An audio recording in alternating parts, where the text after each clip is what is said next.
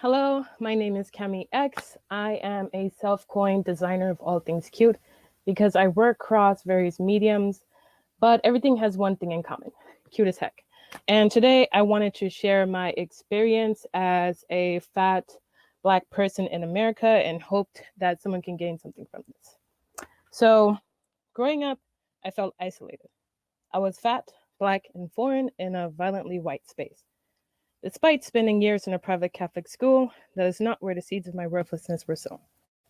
They were planted at home, where my weight was an unending matter of contrition. Just like any religion, a belief system has ideologies that are followed faithfully and like law. The beliefs around bigger bodies are as follows: fat is bad, fat people are lazy, fat people are unhealthy, fat people are unworthy, fat people are unsuccessful, fat people are unattractive, and etc. Now, it's not like these beliefs came out of nowhere. These narratives were whispered in the ears of my Caribbean ancestors like a secret from society and shared throughout the generations. From there, it was reinforced through movies, television, books, magazines, you name it. My family taught me to believe these things just like they taught me to believe in God. I held these beliefs like shards of glass. I'm missing a page. And people continued putting these things into my head and I planting the seeds. Can I pause for just a second? Absolutely. You're good. Do your thing. Hold on. I'm missing a page. Give me 2 seconds. You're good.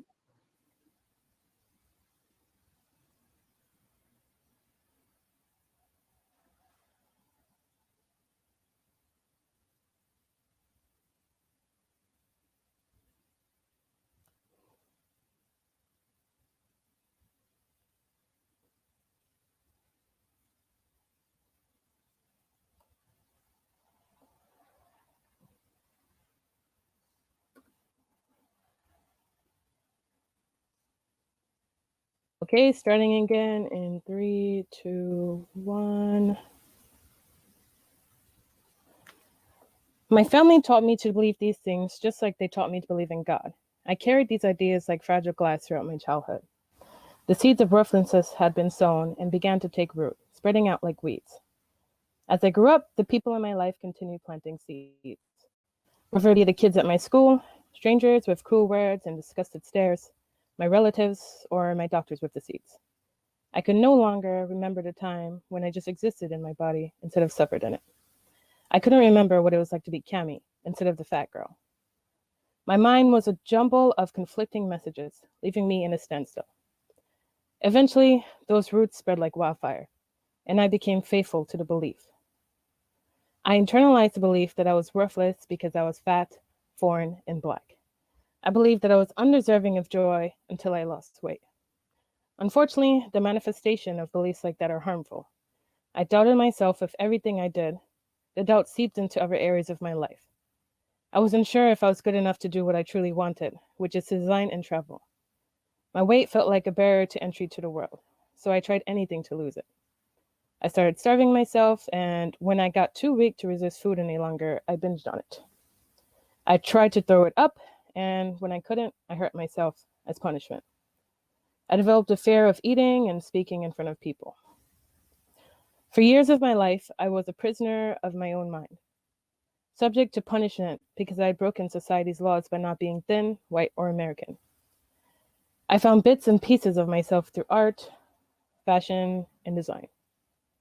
Being able to express myself freely through alternative fashion gave me the courage to be true to myself. Design gave me the freedom to create my own narrative and reimagine a world where I fit in it. Design inspired me to make the move to New York, where I met people who weren't afraid to be outside of the norm. To be honest, there's no hero in this story. No one came to save me, and there was like no magic switch or cataclysmic event that suddenly made me love myself.